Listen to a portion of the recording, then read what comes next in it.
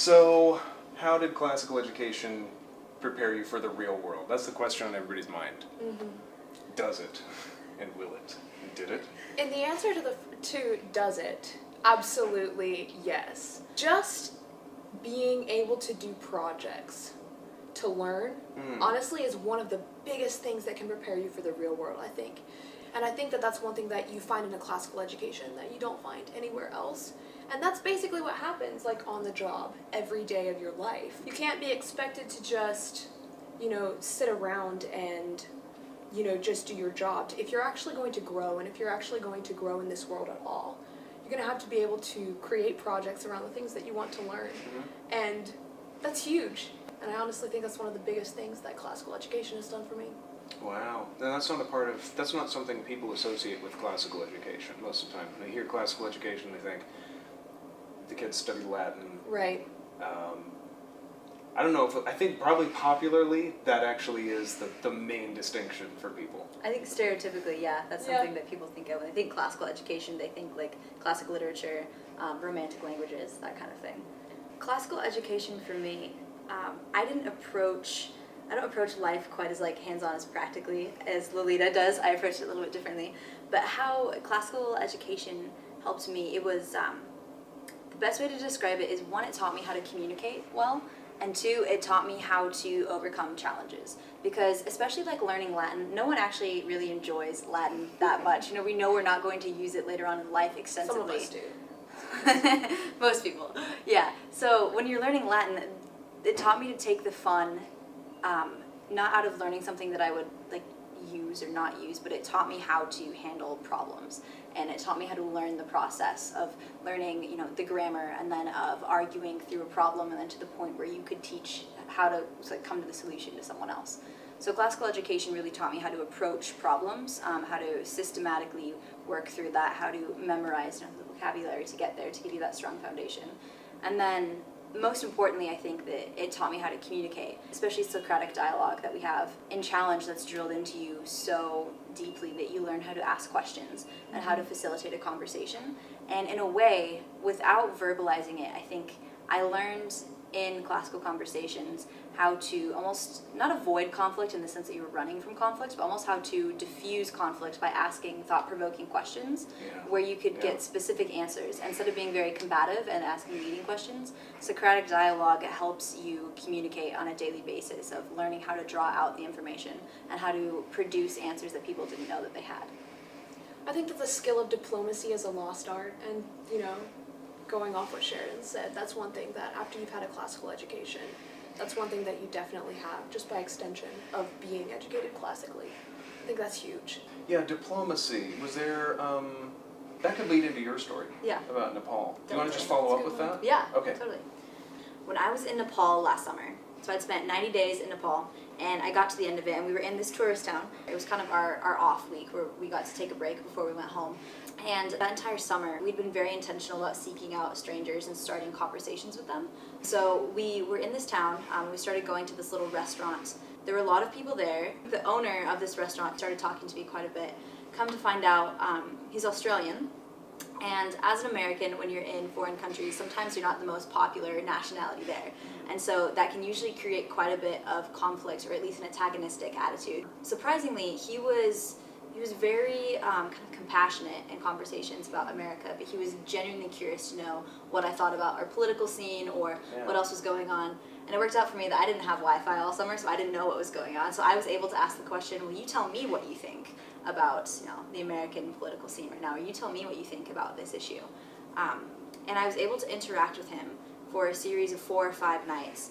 And the first night, it was a very kind of surface level conversation of, let me learn about Australia and how you interact with Nepal differently because you're from Australia, and I'll tell you about how I interact with the world differently because I'm from America. And because I was able to ask very intentional questions and thoughtfully listen to the answer and gather information out of that, over the course of those 3, 4, 5 nights, we were able to build a very strong relationship. So by the end of the week, I was realizing that, I was leaving a friend, not just a stranger that I had met. Wow. And so as we got to the ends of those conversations, this man really opened up about, one, spirituality quite a bit. It's easy to ask people in Nepal, which is a very spiritual country, like, what do you think about spirituality? Like, tell me what your thoughts are there. And so as they began to open up about it, I learned that he was actually very well educated on the Bible, quite more than I was, actually, in a formal sense. And so I was glad that I didn't immediately jump at him with something combative like, well, let me tell you about Jesus, because then he could have reacted very strongly to that. But because I'd been able to build that relationship so like smoothly and conversationally and ask such provoking questions and give such thought out answers, because I'd practiced that in all of high school with that Socratic dialogue. By that last night, we were talking about faith, and then it was also his birthday, and we were leaving the day before his birthday, and I felt so sad that I just built this friendship. I felt God very strongly telling me that I needed to say something to him, because I had had a very rough birthday as well, and I felt very alone on my birthday just a few months before that. So as we were leaving, I got up and was like, hey, Peter, I don't know if you believe this or not, but God told me to tell you that you are worthy of being celebrated. He said, who said that? I said, God did. And he just started crying, actually, and he like bent down and gave me a hug. It was this moment of, it was so powerful and wholesome. Because for all I know, like, no one had ever told him something that, you know, God had said about him before. And so the fact that I was able to speak life into him in that way and tell him that he was worthy of my time and attention, or God's time and attention, was so huge. And then coming home a couple months later, I was having kind of a rough time reintegrating from this traveling, you know, very foreign lifestyle to coming back home. I remember I was kind of struggling with, what are my next steps? What am I going to do?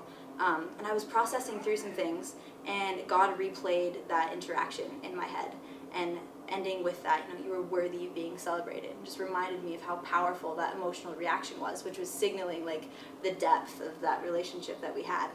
And then I remember distinctly God telling me that if it was only that one life that I touched, then all of my years in challenge were worth it. Yeah. Because that one conversational skill allowed me to impact that life. And then fast forward, 10 or 12 months, now it impacts me in the professional scene as well, where I know how to have articulate, intelligent, purposeful conversations, just because I know how to guide a conversation, facilitate conversation, and ask questions. So unpack a little bit, what are the tools of communication that you've gathered from classical education? Because obviously communication is pretty broken in the media today. It's broken across people of different demographics, whether it be left and right, or Christian and secular. What are the tools of communication you feel like classical education gives people? My favorite, I believe, would be Socratic dialogue. What I gathered from that was the ability to truly listen to a conversation, instead of just waiting for your turn to speak, actually listening to what question you could pull from that, or what answer you could get, and then how to ask good questions as well. The difference that most public school systems, or even like private charter schools, have is it's still a lecture format, where you're sitting there absorbing information and someone is regurgitating information at you as well. And I know that there are many amazing teachers who are very dynamic and can really make connections with students, but for the most part, that's not as effective as when you lead the students to come to those conclusions on their own through conversation. So classical education taught me how to work through a conversation to get to the answer that you want to find, instead of having someone tell you that answer and you miss out on that entire thought process and that entire kind of like push and pull and that struggle of learning, like, is this a good thought? Like, is it bad that I've had a bad thought? Like, what does this thought mean if I took it a different way? So Socratic dialogue teaches you how to interwork through conversations, through arguments, and if done correctly, if everyone's approaching it in the same way, where you're seeking truth, it doesn't need to be a persuasive conversation. So every conversation where you have, when everyone's agreed to pursue truth, it's so much more fruitful, because you're all going towards one main goal. So I agree with that. The Socratic dialogue is definitely one of the biggest things, but also just in a professional sense, the persuasion, I think, is actually one of the best skills that we have gained from a classical education. Just, writing persuasive essays and learning how to state your points and restate your points and give evidence for each point and how to debate well. All of that comes together in one of the most important soft skills that you can actually have, especially young in your career, and that's the skill of sales. Being able to sell yourself to employers, being able to sell a product to other people, or to persuade them as to why they need the product, or as to and any other things. I mean, like, we work with young people every day who are building their careers, and sometimes we have to persuade them that they are enough to build their careers, and that they are enough, they have it in them to actually get the job done that they have to do. When you've had a classical education and you've constantly been persuading people through essays and through debate and doing things like that, it comes very naturally to you. And I'm so thankful for that now, you know, in my professional life. Looking back on that, I could not have the skills that I do today, and sales being one of them. That can all boil down to critical thinking and independent Yeah. thinking, like learning the process of coming to your own conclusions and learning how to think independently, where you don't have to constantly ask someone for permission for what you should be thinking or what you should be doing. Everybody wants to be a critical thinker. Nobody wants to be told what to do or to think like the masses. You know, I think in our heart of hearts we all want to be able to come to our own conclusion. And it's not hard. It's not actually hard to be No. a critical thinker, but it takes tools that are not talked about outside of classical education. And I think it's, to a degree, painful. It's Yeah. much easier to be a fundamentalist. It's much more comfortable. You're right about that. And by a fundamentalist, I mean somebody who believes that there's easy answers. Just do this one simple thing. Yeah. Yeah. And that's what we love all over the internet. It's one weird trick to Yeah. succeed at Yeah, this. we're definitely like kind of a hack kind of culture. We want the quickest way to do something more efficiently. I think that's a good fitness analogy, and fitness analogies are my favorites. I'm always looking for ways to tie that in there. You can see that she recognized the bias.